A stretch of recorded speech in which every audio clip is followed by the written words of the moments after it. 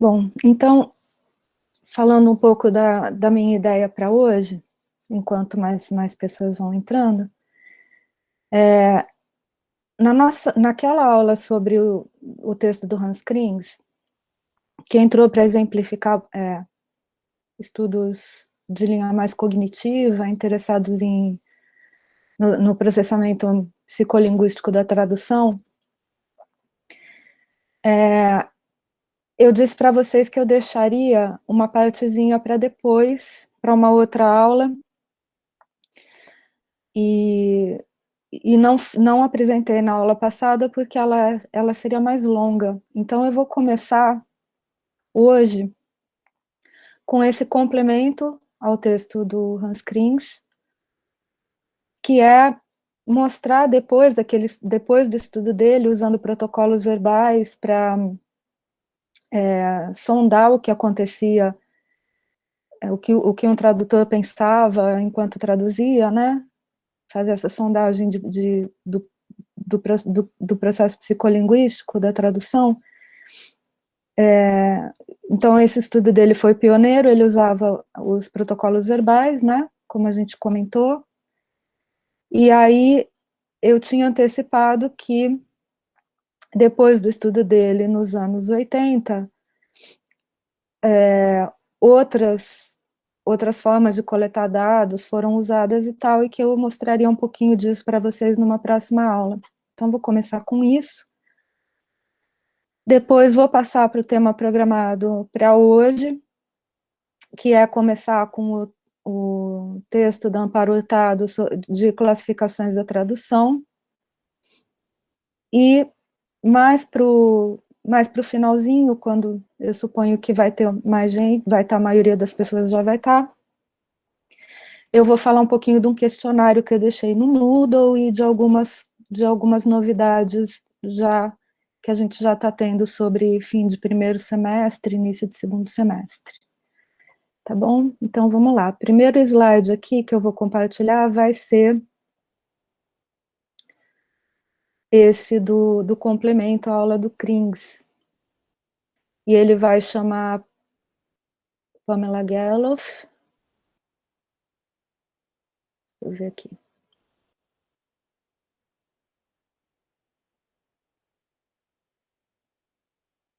Bom, eu já abri o Pamela Gerloff Gideon Turi. Novatos versus experientes, imagem de casos. É isso que vocês estão vendo aí mesmo? Uma confirmação rápida aqui pelo chat. É o slide Pamela Gerloff Gideon Turi. Sim, obrigada, Laura, obrigada, José, confirmado aqui, vamos lá.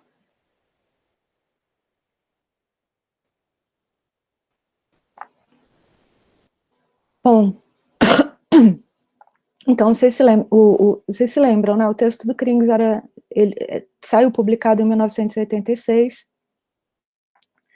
mais ou menos pela mesma época, a Pamela Gerloff também estava interessada nos processamentos mentais da tradução, e estava fazendo um estudo também com protocolos verbais. Se eu me lembro bem, ela estava fazendo isso aqui ou era nos Estados Unidos ou no Canadá, mas não era na Europa. E o Turi estava também discutindo um pouco isso, embora não usando essas ferramentas.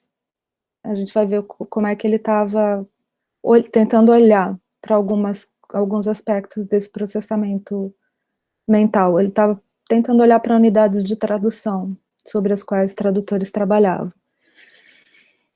E o estudo do Krings tinha sido com aqueles alunos de nível avançado de alemão, aqueles alemães, estudantes de nível avançado de francês, terminando um curso de francês, e ele chegou, no final do estudo dele, ele faz umas considerações de que, na verdade, ele se deu conta de que ele não estava estudando o processamento mental de tradutores experientes, que aqueles eram alunos de francês como língua estrangeira, embora avançados, de nível avançado, e que ele supunha que esse podia ser um problema metodológico que devia ser corrigido, porque provavelmente o processamento mental de pessoas com diferentes graus de experiência seria diferente também. E o mais interessante seria entender como é que funciona, como é que raciocina, ao fazer uma tradução, um tradutor experiente. E aí, a Pamela Gerloff, ela chegou a fazer uma comparação entre pessoas com, vamos dizer, diferentes graus de competência para traduzir, de competência tradutória. Ela selecionou, mas ela fez da seguinte forma: ela também trabalhou com estudantes, mas ela colocou junto no estudo dela um tradutor profissional.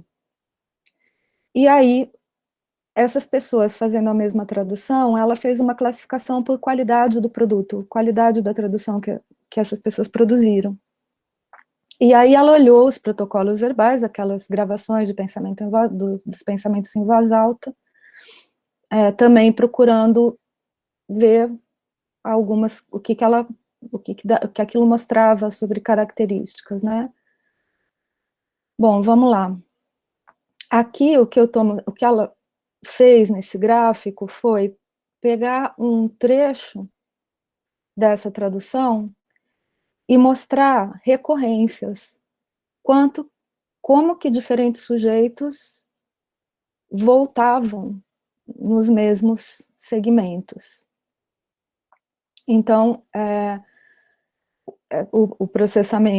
esse processamento da tradução, durante a tradução, ela percebeu que tinha recorrências, e ela percebeu que entre pessoas que atingiram melhores produtos finais ou piores, havia uma diferença de padrão.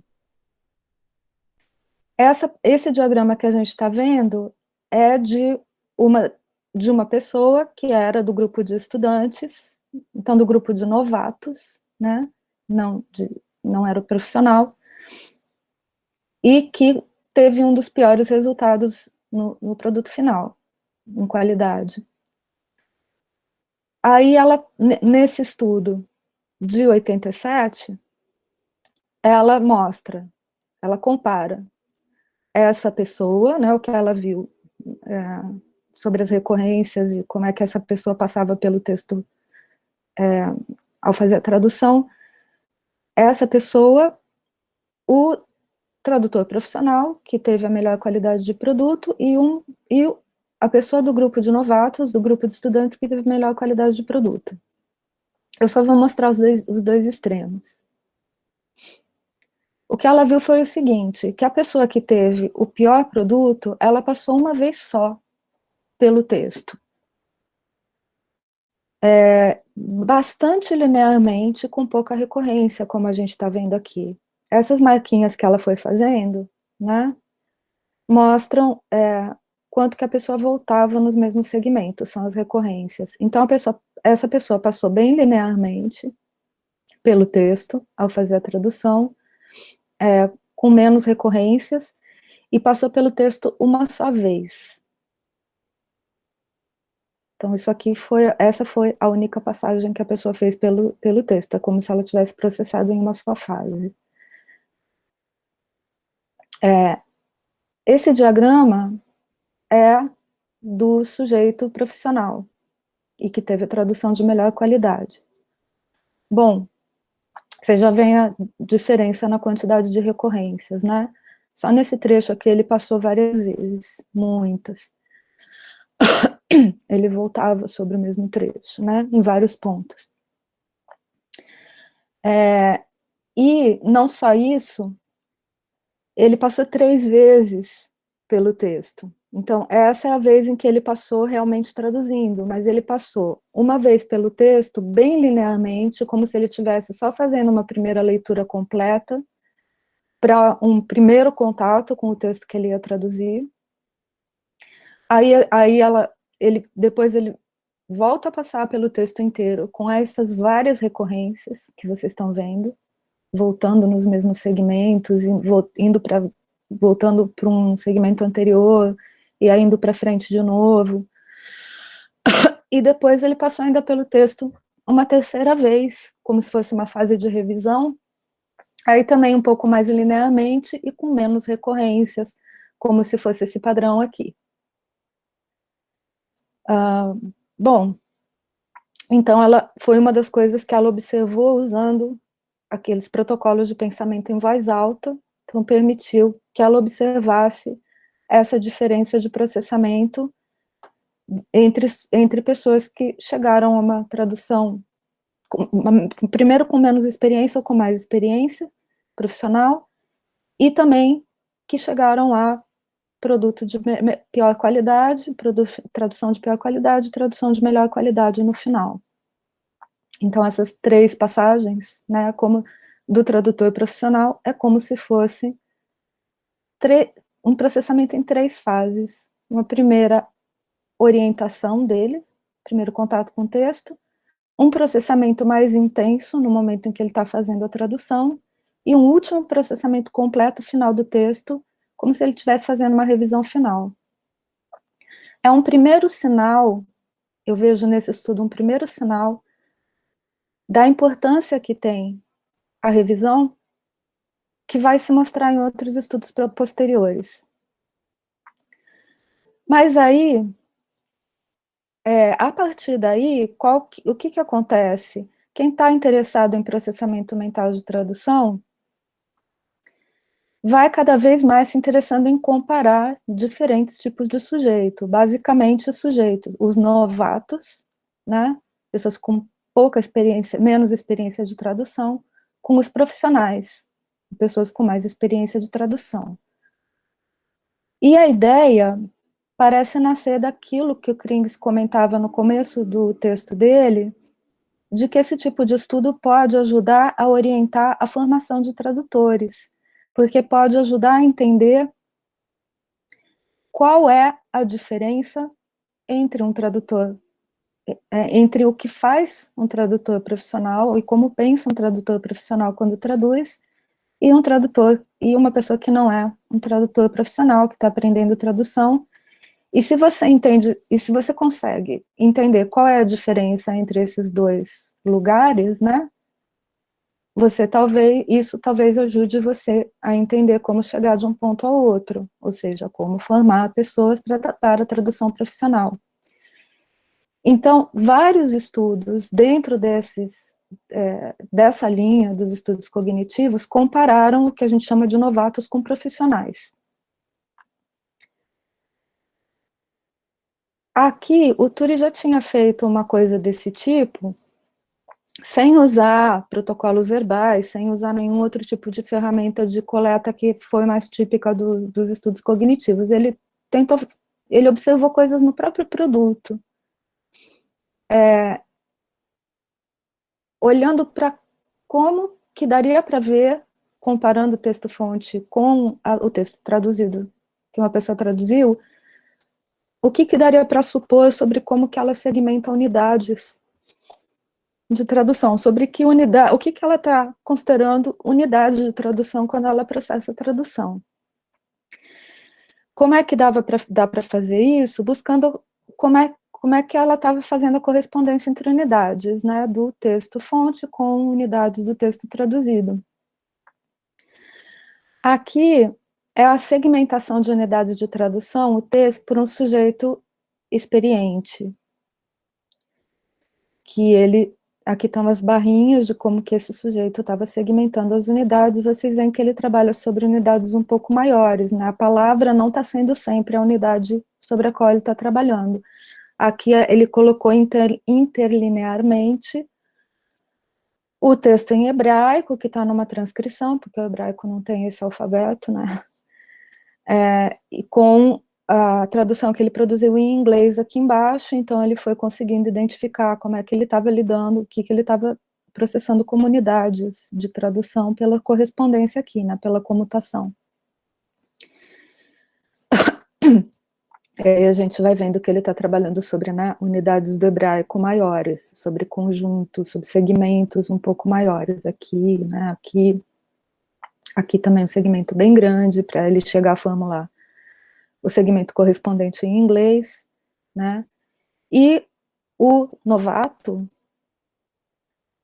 estava praticamente trabalhando sobre a palavra comunidade. Então, aqui as barrinhas de separação, né, e o resultado final é que havia alguns pontos do texto que eram agramaticais em inglês, incompreensíveis, etc. Então, isso o Turi fez olhando só para o produto, tentando sondar, né, o processamento só pelo produto. Aí, então tá, a gente teve os protocolos verbais, e lá para fins dos anos 90, começo do milênio, né, o Jacobsen, na Dinamarca, na Copenhagen Business School, tinha desenvolvido um software chamado Translog, que registrava movimentos de teclado em tempo real, com a finalidade de estudar processamento de tradução, né, dirigido para coletar dados para fazer esse tipo de estudo mais cognitivo. Eu estou mostrando aqui uma versão do Translog de 2002, ele já está numa versão bem diferente disso, mas só para vocês terem uma ideia. Só uma tela do Translog, é a tela que uma pessoa vê quando ela está fazendo a tradução. Então, o que a pessoa que está fazendo a tradução para você coletar dados nesse software vê é uma divisão de tela, é como se fosse um editor de texto, né, como o Word, por exemplo, só que ela vê um editor, uma tela dividida em que o texto-fonte está aqui em cima e aqui embaixo ela produz a tradução dela.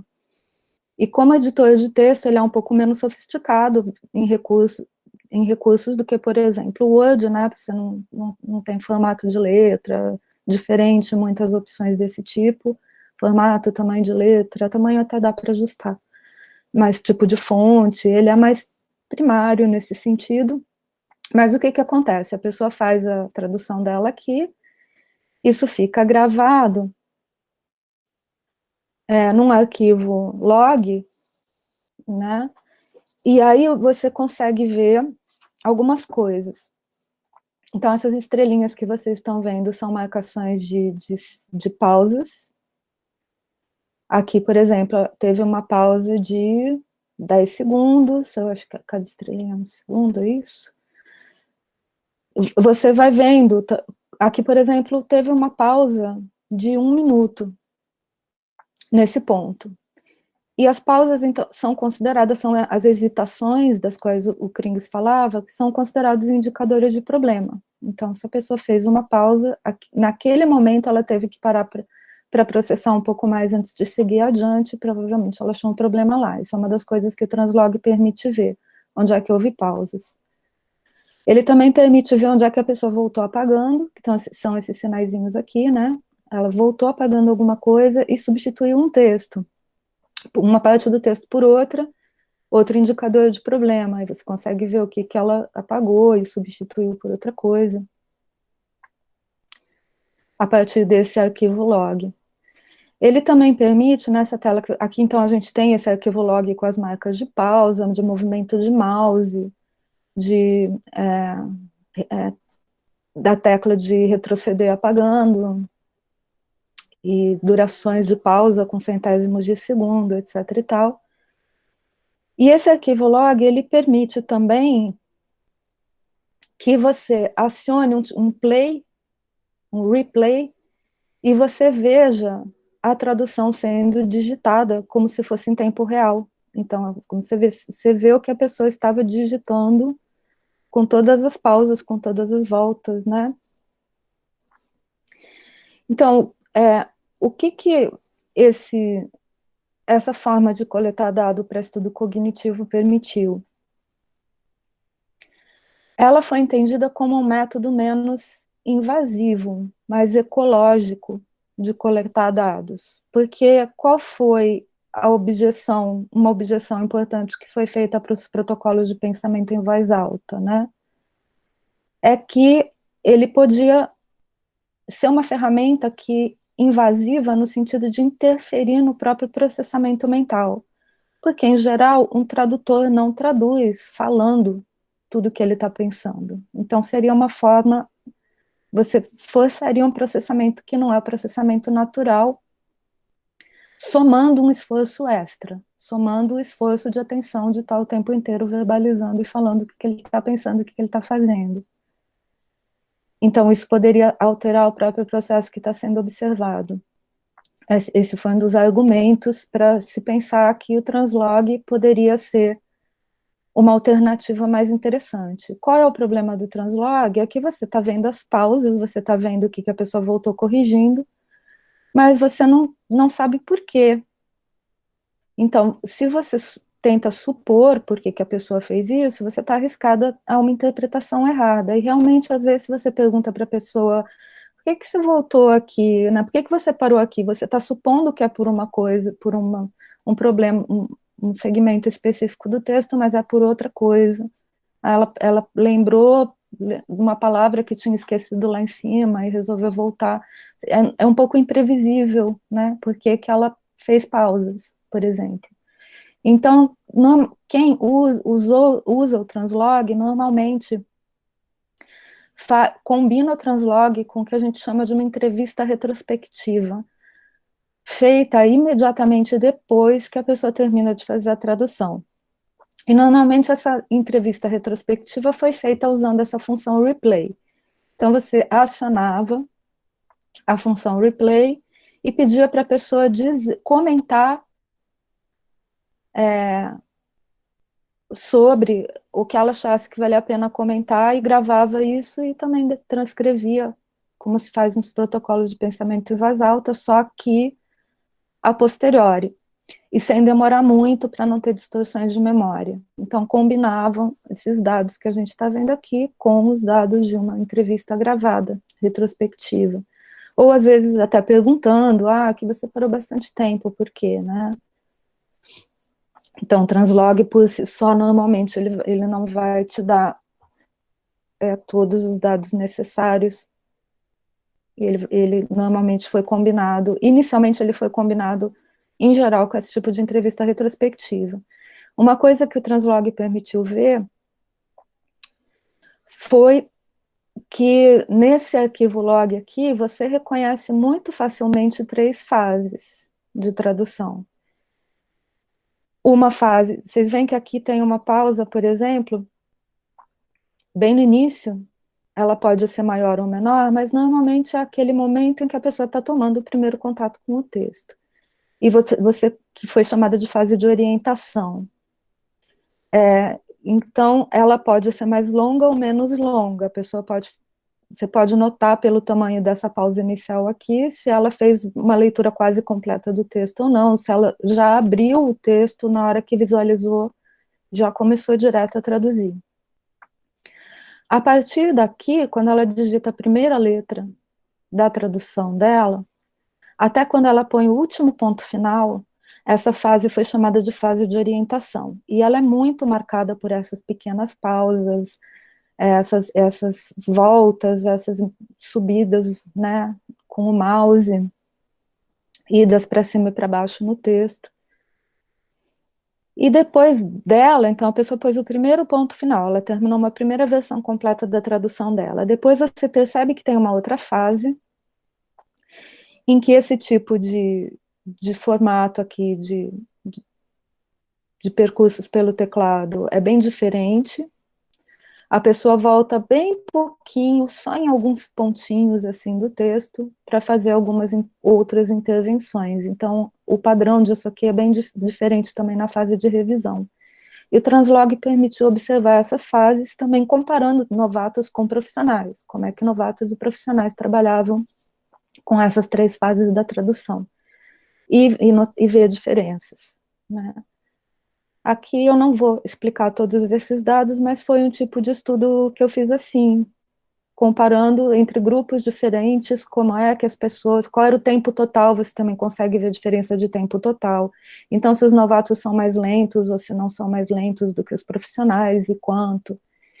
Mas, principalmente, a diferença em como eles lidam com as 3 fases foi uma coisa que chamou a atenção nos estudos com o translog. Ao mesmo tempo, aqui o que eu estou mostrando para vocês é um gráfico com 8 pessoas diferentes, todas essas pessoas novatas, todos estudantes. E você vê que o padrão é bem irregular, né? Então, aqui, por exemplo, algumas pessoas tiveram fase de orientação mais ou menos marcada, outras pessoas não. E aqui o padrão de distribuição de porcentagem de tempo total entre a fase de produção e a fase de revisão foi muito diferente. Essa pessoa aqui, por exemplo, ela está quase meio a meio, né? Ela ficou bastante tempo na fase de revisão. O que é interessante, porque também talvez ressalte como o padrão individual pode ser diferente, né? Como é que tem pessoas que primeiro fazem um rascunho muito rápido, sem se deter muito, e aí voltam retrabalhando e dão os retoques, ou fazem ou deixam várias coisas para a fase de revisão, e como tem pessoas que ficam ali se automonitorando durante a fase de primeira produção, e depois passam muito pouco tempo na fase de revisão. Bom, depois do translog, e o translog também, além de ser combinado com entrevista retrospectiva, ele também foi bastante combinado nas coletas de dados com softwares que gravam tela.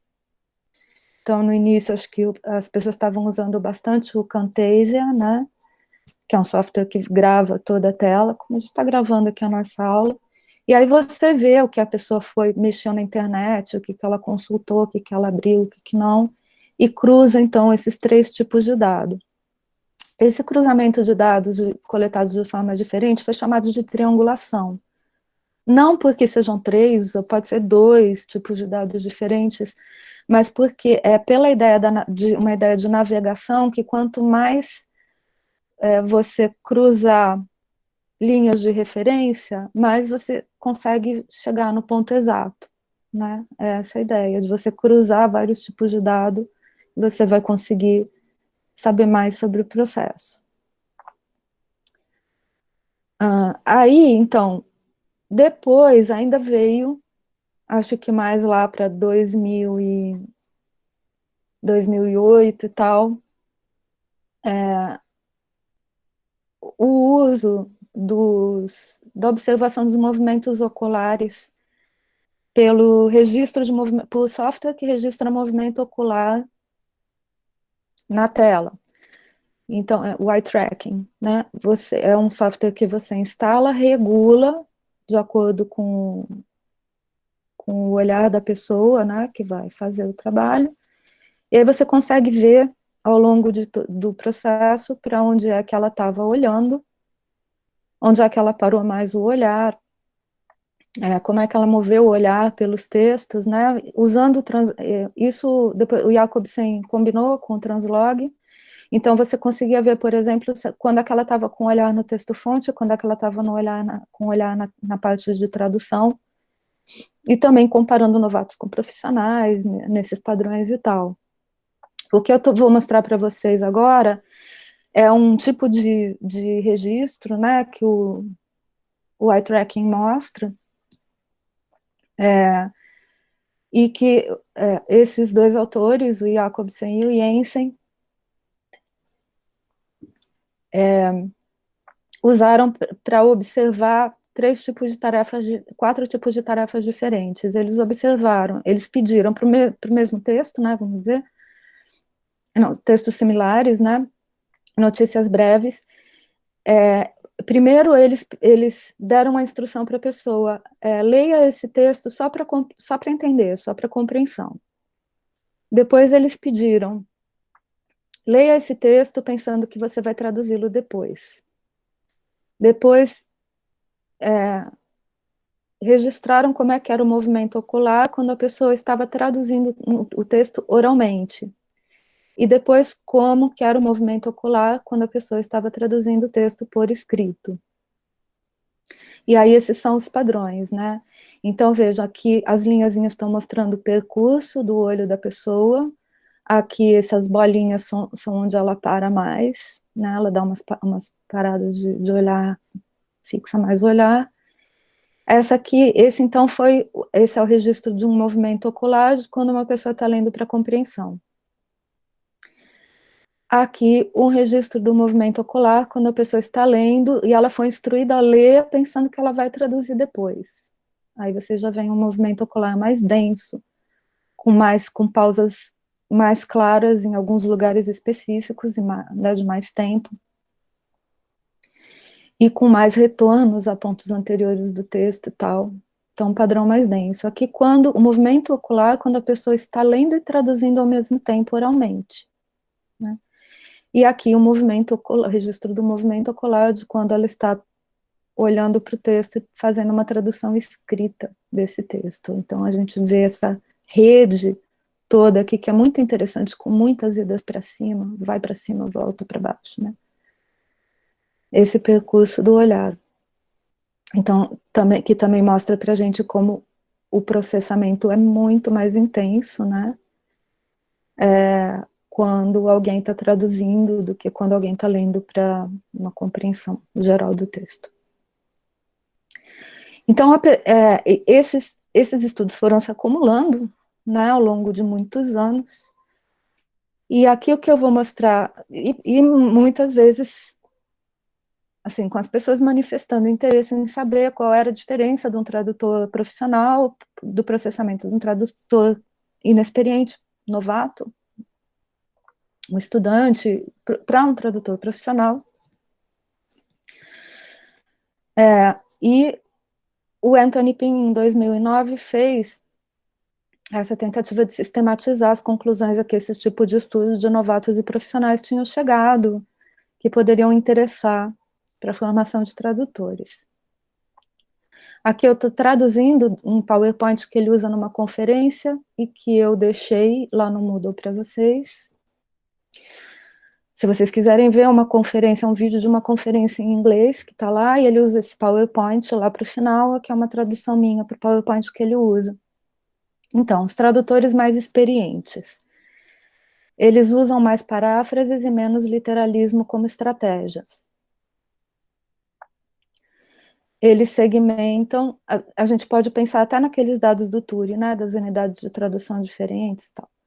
Eles segmentam unidades, bem que aqui ele não menciona o TURI, porque ele não fez esse tipo de coleta de dados com essas ferramentas cognitivas e tal. Ele menciona outros autores, Kussmaul, Lescher, Jensen. Eles segmentam unidades de tradução mais extensas, aqui ele menciona o TURI. Passam mais tempo revisando o seu trabalho após terminar uma primeira versão da tradução, a importância da revisão. Eles passam mais tempo revisando, mas curiosamente eles fazem menos alterações nessa fase de revisão. Às vezes o tempo que eles passam revisando, eles quase não alteram nada, mas passam mais tempo do que os novatos. Na fase de revisão, proporcionalmente, né, com porcentagem de tempo total que novatos e profissionais ficam na terceira fase, que é a fase de revisão. Eles têm leitura mais rápida e passam um tempo proporcionalmente maior olhando para o texto meta do que para o texto fonte, então trabalhando comparativamente mais sobre o produto final do que olhando tanto para o texto fonte. Realizam maior quantidade de processamento top-down, macroestratégias, e fazem mais referência à finalidade da tradução. Valem-se mais intensamente do conhecimento enciclopédico ou do conhecimento de mundo. Expressam mais princípios de tradução e teorias pessoais.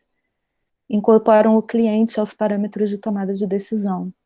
Automatizaram em maior quantidade tarefas repetitivas. Automatizaram algumas tarefas complexas, mas também alternam mais intensamente entre as tarefas de rotina automatizadas e a resolução reflexiva e consciente nos problemas mais importantes. Tem atitudes mais realistas, confiantes e críticas nas tomadas de decisão. Então, isso ele está, né, procurando agrupar o que diferentes estudos parecem ter mostrado, que pistas parecem ter dado sobre qual é o que diferencia tradutores mais experientes.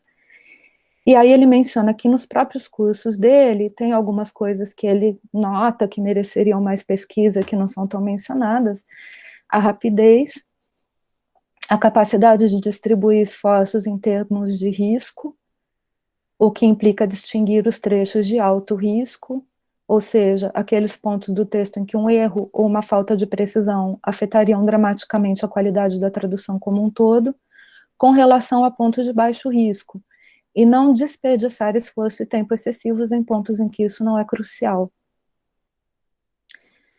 Uso mais criterioso de fontes de consulta, tanto escritas quanto humanas, e o papel-chave da revisão. E ele diz, isso eu noto, então, nos meus cursos, e uma coisa que ainda mereceria mais estudos, isso ele diz em 2009, seria como é que eles lidam com o uso de tecnologias. Então, gente, isso aqui era o que estava faltando para eu complementar aquela aula do CRINGS, né, que não deu tempo de eu fazer, eu fiquei devendo para voltar depois. Eu vou parar esse compartilhamento, ver se vocês querem fazer algum comentário sobre essa parte aqui, ou se já fizeram no chat. Ainda não? Então, se quiserem fazer algum comentário sobre esse tipo de estudo, a gente agora, então, isso ainda é um apêndice lá do texto do CRINGS, né, daquele tópico, de uma aula anterior. Eu vou passar para o tema da aula de hoje, que é então, o início do texto que está lá dando para o Hurtado, que se chama Classificação e Descrição da Tradução. Eu entendo que agora a gente passa para uma segunda fase nesse curso. É como se o curso tivesse um pouco dois focos distribuídos assim entre duas metades, e na primeira parte eu estava mais interessada em trazer uma compilação de diferentes pontos de vista sobre o fenômeno da tradução dentro dos estudos da tradução, e para mostrar a diversidade desses pontos de vista. Então, tem pessoas nos estudos da tradução que interessadas no aspecto da tradução que é psicolinguístico, que é cognitivo, como é que um tradutor pensa, como é que ele raciocina, o que ele faz enquanto ele traduz. Outras pessoas comparando, a gente viu um estudo comparando um texto-fonte com um texto traduzido para ver as operações, principalmente linguísticas, que um tradutor faz, e aquelas questões dos procedimentos técnicos, né? Então, ele altera a ordem de palavras, não altera, ele muda o significado de superfície com o mesmo sentido, adapta. Um estudo mais olhando para o produto e para aspectos mais linguísticos. Aí a gente viu o texto do Reiting e Mason, contexto e tradução, que tem a ver com um certo tipo de relação entre o contexto e a tradução. Então, que implicações tem para a tradução, características do usuário e do uso, registro de dialeto e tal. E tentando, então, ter umas pitadas dessas diferentes perspectivas, né, que podem ser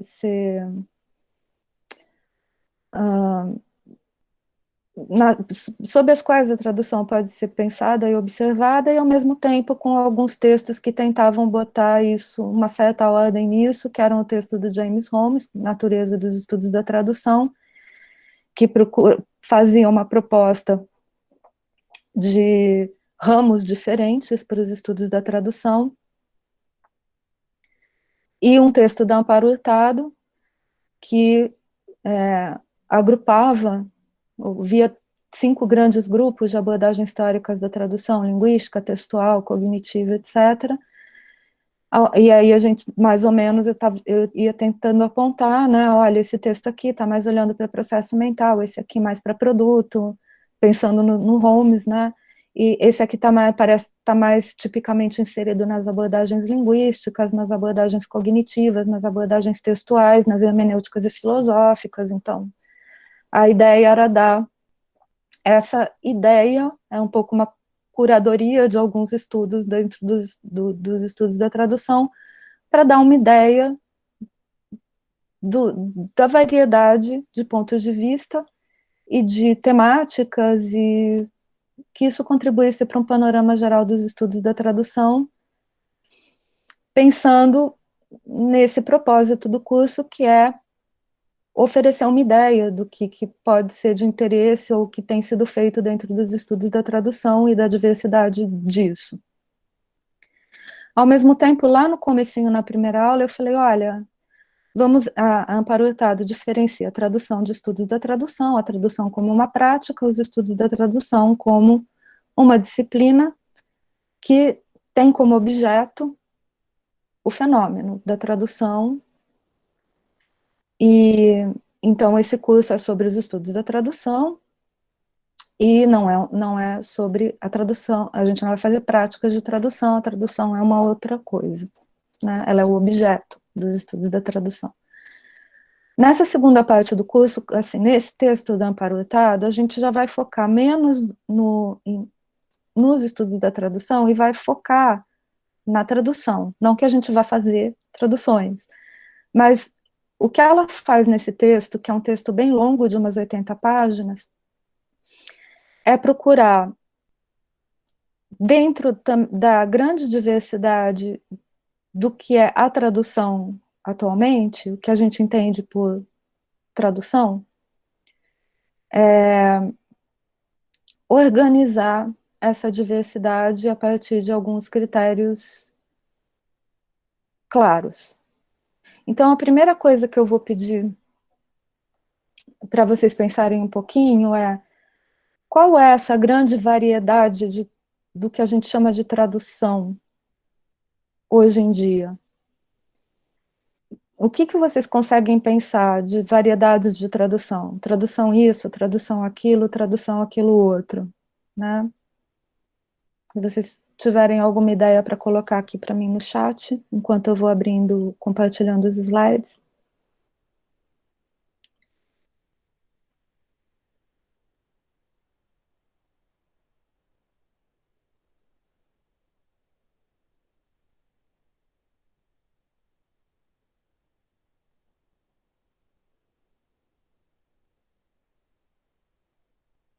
Olha, eu estou aqui, minha intenção é compartilhar o conjunto de slides chamado Classificação e Descrição da Tradução.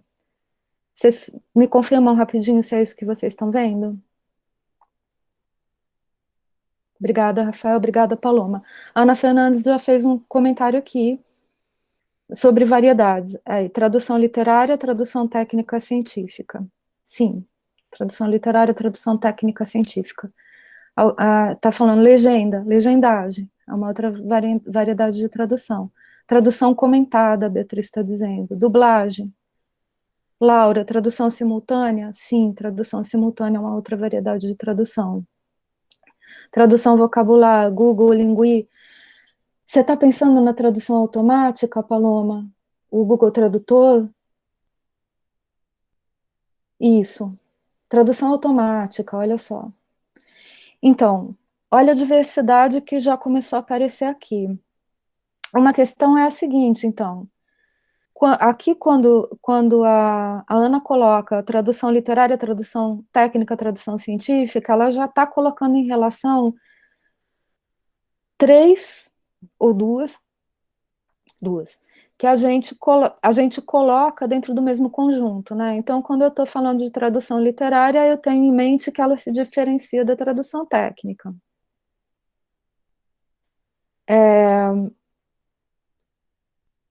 Quando a Ana fala de legenda, ela também já coloca em relação com dublagem. Ela entende que pertence ao mesmo conjunto, né? Então, eu tenho alternativamente a legenda ou a dublagem, alternativamente a tradução literária ou a tradução técnica. A Laura coloca a tradução simultânea. O que a gente pensa, se não é tradução simultânea, que é uma das variedades da tradução oral, então ela vai ser algum tipo de tradução escrita, ou dentro dos vários tipos de tradução oral, e pode, em vez de ser tradução simultânea, ser tradução consecutiva, ou interpretação, como muitas vezes é chamada tradução oral, interpretação simultânea e interpretação consecutiva. né? Quando a Paloma fala de tradução vocabular, né, pensando na tradução automática do Google, Lingui, etc., no que a gente pode pensar, se não é esse tipo de tradução, é a tradução humana, ou é a tradução assistida por computador, que não é a mesma coisa que a automática, mas a gente... Só que aí eu não vou pôr tradução literária a dublagem, elas estão dentro de conjuntos diferentes, né? Elas não são excludentes entre si, elas não estão dentro dos mesmos paradigmas ou conjuntos. O que a Amparo Hurtado tenta fazer nesse longo texto, que é quase um pequeno livro de 80 páginas, que a gente vai começar hoje, é explicitar quais categorias estão subjacentes a essas classificações. Quando eu falo de tradução literária, pensando que alternativamente eu posso ter tradução técnica, o que está subjacente a esse critério de agrupamento? É a temática? Quando eu falo de legenda e dublagem entre si, o que está subjacente para diferenciar legendagem de dublagem? Quando eu falo de tradução, interpretação simultânea, ou tradução oral, tradução escrita, o que está subjacente? São coisas diferentes, já não é a temática, por exemplo, né? Então, ela tenta botar ordem nessa variedade, propor grandes subconjuntos e explicitar por que tipo de parâmetro a gente está classificando, propondo, esse tipo de classificação está sendo proposta. E aí, nessa passagem, pela maior variedade possível de traduções que a gente tem atualmente, ela vai também tentando descrever quais são as características dessa variedade de tradução e muitas vezes também quais são as habilidades que uma pessoa precisaria ter para dar conta das peculiaridades dessa variedade de tradução. Então é por isso que a Natália, aqui, eu não tinha visto o último comentário, a tradução de título de filme me parece um fenômeno muito complexo, envolve marketing, cultura do país em que o filme será exibido, em que categoria se encaixa esse tipo de tradução? Tradução de títulos de filme. Uma boa questão, Natália. Vamos ver se ao longo da discussão do texto da Amparo Hurtado a gente mantém isso em mente e vai pensando. Você sabe que a tradução, você desenvolve marketing, realmente envolve marketing. Eu tenho um contato bastante próximo com uma pessoa que trabalha muito com legendagem, fez um monte de legendagens para HBO, e ela comentou uma vez comigo, muitas vezes é muito frequente que não seja nem o legendador que propõe o título, que seja o departamento de marketing que propõe o título. Porque o título tem que ser atraente, ele tem que chamar o espectador, ele é mesmo, o que você está pensando ao traduzir um título de filme é muito fortemente nessa característica de propaganda mesmo, né, do filme. Então, não sei se você já teve também contato, como eu tive, com pessoas que trabalham com legendagem, e já ouvi, então, de uma pessoa esse comentário, o departamento de marketing, que muitas vezes é que propõe o título, não é nem o legendador, ou a legendadora. Então, vamos lá. O que eu fiz lá no Moodle para a gente foi o seguinte, eu propus dividir esse texto em várias aulas, para a gente também ir fazendo todo esse tipo de reflexão e comentário que a Natália está fazendo, que a gente está começando a fazer, então a legenda, a dublagem. E porque esse texto, ele além de ser muito longo, ele é muito concentrado, ele é muito denso. Então vocês vão ver que ela às vezes menciona um autor muito rapidamente, ou alguma característica, passa rápido por muita coisa, então é um texto denso. E eu vou aproveitar também esse texto como um tipo de roteiro, para muitas vezes parar um pouquinho mais num ponto, a gente desdobrar um pouco mais, quando, por exemplo, ela menciona um determinado autor e tal, trazer algumas coisas extra. Então, eu diluí o tratamento desse texto no curso, e marquei lá para cada data que naquele dia eu vou trabalhar de tal página a tal página. Então, a ideia para hoje é pegar pouquinhas páginas iniciais do texto em que ela fala das classificações que ela chama de classificações tradicionais da tradução, as propostas classificatórias que antecederam os estudos da tradução. Então, é por isso que eu vou por essa parte que eu vou passar agora. O percurso dela no texto, ela começa com as classificações tradicionais, as propostas que antecederam os estudos da tradução. Depois, o que ela chama de propostas classificatórias modernas, já feitas por autores dentro dos estudos da tradução. E depois ela passa, e a maior parte do texto é isso, ela passa a propor a própria classificação dela, e a explicar o que está subjacente aos 4 grandes conjuntos, né, de tradução que ela propõe. Então, hoje a gente começa aqui pelas tradicionais. Nessa abertura inicial aqui do texto, é o que ela começa dizendo, é isso que a gente estava comentando, que é uma enorme variedade de manifestações que a tradução apresenta na nossa sociedade atual, que os estudos da tradução têm a proposta de observar essa realidade, né, esse fenômeno da tradução, para, entre outras coisas, identificar os elementos que compõem essa realidade e agrupá-los por afinidade. E que a proposta desse capítulo é identificar e agrupar as diferentes manifestações da tradução, visando a uma melhor descrição do fenômeno da tradução em seu conjunto, sem perder de vista os riscos que pode ter de alguma simplificação ou de propor diferenciações, fronteiras muito rígidas, onde elas nem sempre são tão claras. Bom, então, complexidade de abranger todas as manifestações de tradução devido à diversidade de categorias envolvidas.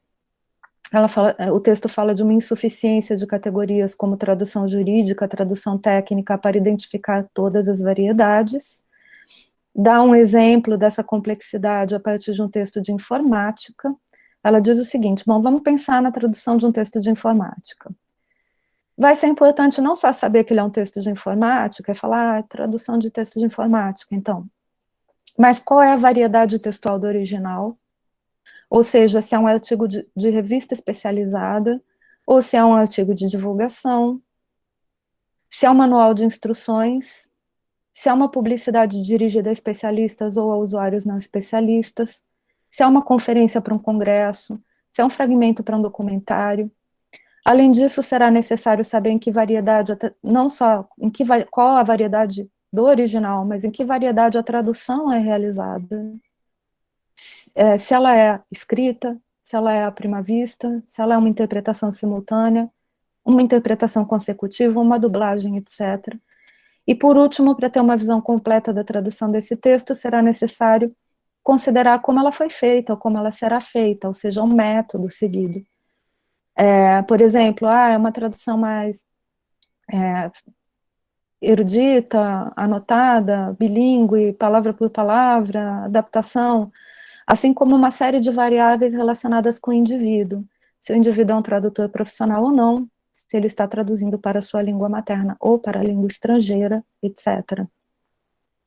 Então, após um breve percurso pelas diferentes propostas classificatórias ao longo do tempo, esse texto apresenta uma proposta de categorias de classificação que parecem adequadas à autora. Começando por classificações tradicionais, o texto chama atenção para que o propósito de classificar a tradução não é uma tarefa recente, que ao longo da história foram apresentadas diferentes propostas. E dá alguns exemplos. São Jerônimo, em 395, fez uma diferenciação entre tradução profana e tradução religiosa. E essa distinção perduraria durante toda a Idade Média, considerando tratar-se de variedades diferentes de tradução. O Vives, em 1532, diferenciou entre o que ele chamou de versões, que só contemplam o sentido, e outras traduções que contemplam a frase e a dicção, e um terceiro gênero de equilíbrio entre a substância e as palavras, na qual as palavras conferem força e graça ao sentido. Frei Luís de León, em 1561, propôs distinguir entre transladar e declarar, transladar sendo procurar ser fiel e cabal, e se for possível, contar as palavras para dá-las no mesmo número e não mais, e declarar, que seria jogar com as palavras, acrescentando e subtraindo à vontade. Dryden, em 1680, propôs uma distinção entre metáfrase, uma tradução palavra por palavra, paráfrase, uma tradução do sentido, e imitação, a liberdade de variar forma e sentido. Schleiermacher, em 1814, distinguiu entre tradução de textos comerciais, literários e científicos. E esses são apenas alguns exemplos das propostas, que poderiam ser divididas em dois grandes blocos. O texto diz. Esse tipo de classificação, ao longo de séculos, que foi sendo feita antes do século XX, foram classificações temáticas, então, que se referem a distinções do tipo tradução religiosa versus tradução profana, tradução científica versus tradução literária, baseando-se em aspectos mais temáticos do original, segundo o texto. E, por outro lado, classificações metodológicas que se referem à forma de traduzir, por exemplo, as propostas do Frei Luís de León. E poderíamos dizer que esse é o tipo de classificação que predominou até a segunda metade do século XX. Então, entre essas classificações metodológicas, que têm a ver com a forma como a pessoa traduz, as propostas poderiam ser resumidas, as propostas tradicionais, em três tipos. Relativas a uma oposição tradicional que foi feita entre tradução literal e tradução livre, aquelas que defendem o que Steiner, em 1975, chamou de caminho do meio, nem literal nem livre, as que advogam pela tradução do sentido, que até as teorias modernas foi identificado com conteúdo, e dentre todas, a classificação mais recorrente ao longo desse tempo todo foi relacionada com a polarização entre tradução literal e tradução livre. Além dessa polarização, foi típico também que as reflexões se centrassem na tradução escrita, considerando predominantemente a tradução de textos literários. Às vezes também a tradução de texto bíblico. Aproveitando que ela está falando desses tradutores, que foram, em geral, tradutores bíblicos ou tradutores literários, que deixaram registro do que eles pensavam sobre a tradução até antes da segunda metade do século XX, e esses registros eles foram deixados muitas vezes em prefácios a traduções que eles fizeram, ou em cartas, né? Eu selecionei alguns segmentos de textos clássicos para a gente parar um pouquinho em alguns desses autores que são muito mencionados até hoje. Como a gente já está com 1 hora de aula, eu vou só falar do São Jerônimo e vou deixar os outros para a próxima terça-feira. Então, ela mencionou a diferença que o São Jerônimo fez entre tradução sagrada e profana. Aqui eu trouxe um trechinho da carta, de uma carta em que ele fala sobre isso. É uma carta em que ele se justifica diante de críticas que foram feitas a uma tradução que ele fez de um texto que não era o texto bíblico. Era um outro, acho que era a carta de um papa. E aí vale a pena, então, porque eu estou falando um texto que não era o texto bíblico, porque a importância histórica do São Jerônimo como tradutor foi a tradução que ele fez da Bíblia. A tradução completa que ele fez da Bíblia para o latim, chamada Vulgata, que foi adotado como texto canônico pela Igreja Católica. Então, essa Bíblia é em latim, na tradução do São Jerônimo, ela foi a Bíblia de referência dentro da Igreja Católica, né? Se vocês pensarem, ela era uma tradução, porque os livros da Bíblia, toda a variedade, Antigo Testamento, Novo Testamento, eles não estavam escritos em latim, né? Eles estavam escritos principalmente em hebraico e grego, dependendo do livro. E vocês sabem que a língua da Igreja, dos ritos e tudo durante toda a Idade Média foi latim, né? E a tradução do São Jerônimo foi considerada uma tradução inspirada e, portanto, tão sagrada quanto os próprios originais. É interessante que uma tradução tenha chegado a adquirir esse status, né, de ser um original para um texto sagrado.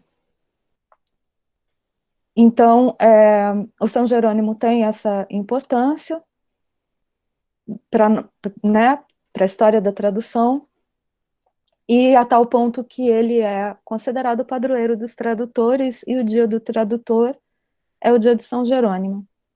Bom, então aproveitamos para falar um pouquinho de São Jerônimo, quem é essa personagem.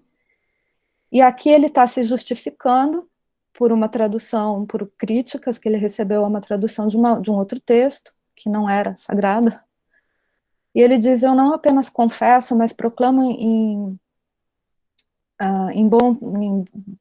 alto e bom tom, né, de que, exceto no caso das Sagradas Escrituras, em que mesmo a ordem das palavras encerra mistério, na tradução dos gregos, não expresso palavra por palavra, mas sentido por sentido.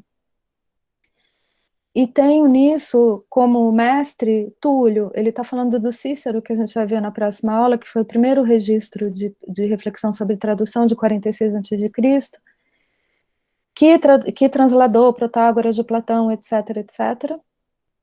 Então, esse trechinho é o trecho em que ele está, é um trecho em que ele está fazendo uma diferença, né? O que praticamente ele está dizendo aí é que ele trata diferente a tradução das Sagradas Escrituras da tradução dos gregos, da tradução profana. E aí ele está justificando com a ideia de que nas Sagradas Escrituras até a ordem das palavras encerra mistério. Então, é como se ele estivesse propondo métodos de tradução diferentes para tratar o texto bíblico e os textos bíblicos, né, e o que não é texto sagrado. Eu vou parar por aqui, depois também volto um pouquinho mais em detalhes disso que ele está dizendo, porque além disso ele também está falando, fazendo uma diferença entre traduzir palavra por palavra e sentido por sentido, né, como se ele estivesse opondo as duas coisas. Vou parar aqui agora essa parte para mostrar para vocês, falar para vocês um pouquinho do que eu estou pensando como avaliação, e dizer que eu deixei um questionário no Moodle. Aí eu vou mostrar isso rapidinho aqui para vocês. Deixa eu fechar esse compartilhamento e ver se tem alguma coisa aqui mais no chat, gente. Não tem mais. Então, vou compartilhar para vocês verem lá no Moodle o questionário. Cadê o compartilhamento? Aqui. Guia do Chrome.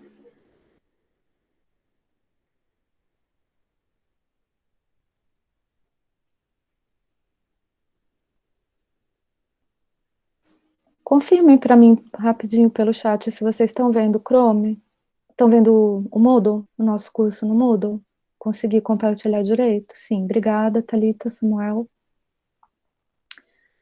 Vou para lá.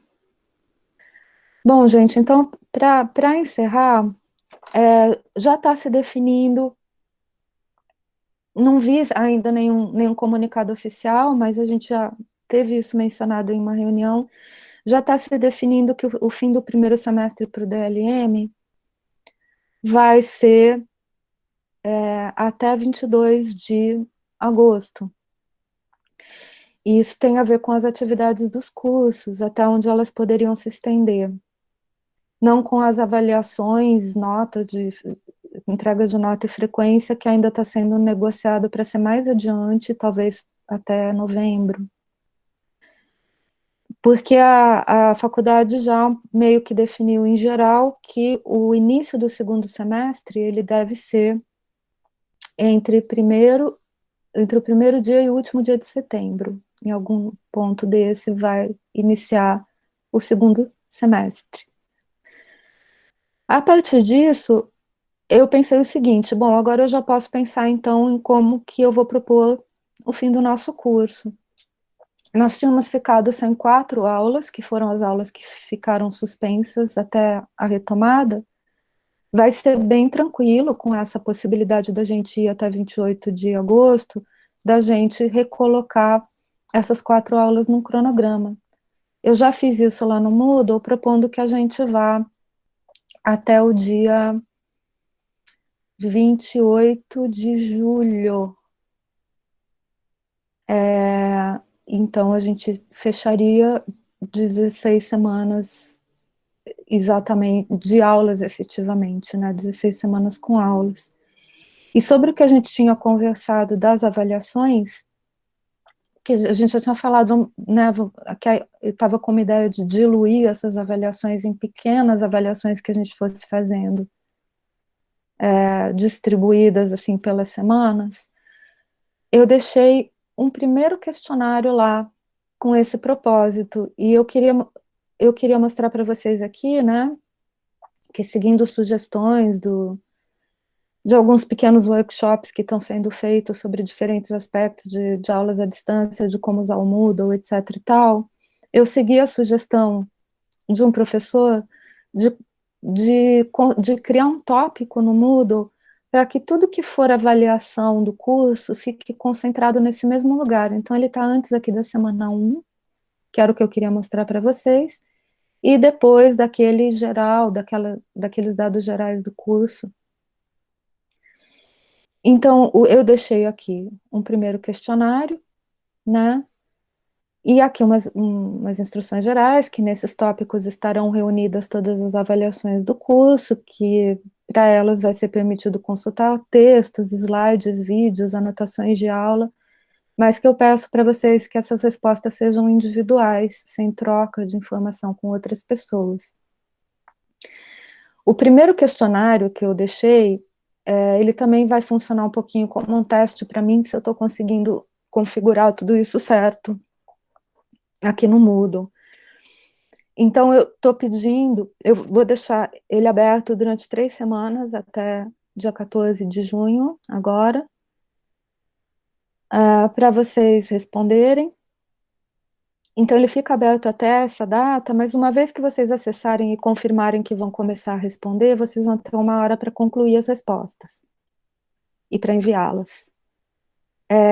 É um questionário que corresponde às aulas de 3 e 10 de março e 19 de maio. Então, a minha ideia foi ir fazendo assim, pegar uma das aulas iniciais e, ao mesmo tempo, uma das aulas mais recentes, para ir compondo pequenos questionários, questionário 1, questionário 2, questionário 3, pouco a pouco. Esse questionário, então, é referente a essas aulas, ele envolve os slides dessas datas e os textos principais para essas aulas foram do Aubert e do Jacobson. É um questionário composto de 3 questões não dissertativas, elas são do tipo múltipla escolha, então acho que 1 hora para concluir vai sobrar, vai ser um tempo bem tranquilo. E eu estou propondo aqui uma data mais recente para essas respostas, para eu também ver se tudo funcionou certo, se não teve nenhuma dificuldade, se eu configurei direito, como é que os resultados vão chegar para mim, como é que eu vou ver se está tudo ok, para ir né, acompanhando se está tudo funcionando bem nesse sentido. Thalita, que bom, você achou boa a organização do Moodle? Tá, ótimo. Então, isso, gente, principalmente isso, essa intenção minha de, dando em pílulas menores esse texto, que é o principal dessa segunda metade do curso agora. Também eu acho que isso vai me ajudar a não levar tanto tempo de aula. Por exemplo, hoje eu levei, aqui a gente já está com a gente já está com mais de 1 hora de aula, está com 1 hora e 10 de aula, e eu queria que não fosse tanto o tempo, porque essa situação de aula à distância, eu vou parar a apresentação, ela pode ser especialmente exaustiva para vocês. Algumas pessoas podem estar tendo que acompanhar em celular ou em condições não tão adequadas assim para acompanhar uma aula. E acho que essa organização das próximas aulas também, em partes menores do texto, vai me ajudar a não tomar, a tomar um pouquinho menos de tempo da parte de aula gravada. Thalita perguntando se eu tenho alguma previsão de quantos questionários seriam. Nossa, Thalita, agora na minha cabeça não, eu mais ou menos tenho uma ideia de quais questões eu queria fazer sobre que textos. Eu posso ver isso e trazer para a próxima aula. Deixa eu anotar quantos questionários. Uma ideia inicial minha seria ir deixando um questionário por semana.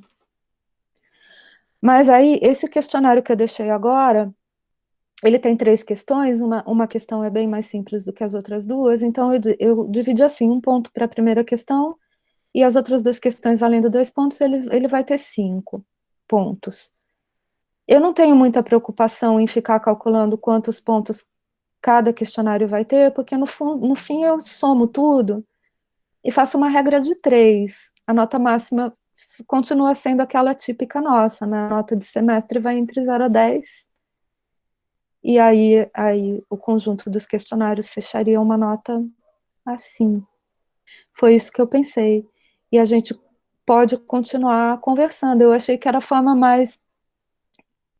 forma mais interessante de avaliar no tipo de circunstância que a gente está tendo agora, né? Que vão sendo avaliações feitas pouco a pouco, com uma data um pouquinho mais longa, porque vários de nós estamos achando que fazer uma avaliação síncrona é muito complicado nesse momento. Tipo, falar, vamos fazer uma avaliação no dia tal, que vai do horário tal ao horário tal, numa situação em que todo mundo vai ter que estar fazendo isso à distância, com computador, por internet. E então acho que evitar, a principal coisa para mim é evitar a prova final com avaliação desse tipo, né, que seja num horário fixo e tal. Então, também um tipo de avaliação mais gradual, assim, pouco a pouco, que dê a oportunidade das pessoas fazerem em horários alternativos. Foi isso que eu pensei. E aí a gente está vendo várias ideias nesses workshops de como desenvolver alguns questionários no Moodle. Acho que o que eu estou pensando é que a maior parte das questões seja desse tipo de associação, de uma situação com um conceito, então vai ser muito do tipo múltipla escolha. Talvez eu pense em uma questão mais dissertativa, alguma coisa desse tipo, mas a somatória disso seria uma avaliação de curso, foi o que eu pensei. Eu espero que funcione bem e a gente também vocês podem ir me dizendo alguma coisa sobre isso nas próximas aulas, conforme a gente for fazendo os questionários, tá ok? Bom, eu vou então, gente, são 20h43, eu vou encerrando, me despedindo de vocês, parando a gravação aqui. Boa semana, a gente se vê na próxima terça-feira. Um abraço para vocês, cuidem-se, se possível fiquem em casa. A Paloma disse que achou uma boa ideia, que bom, Paloma. Boa noite.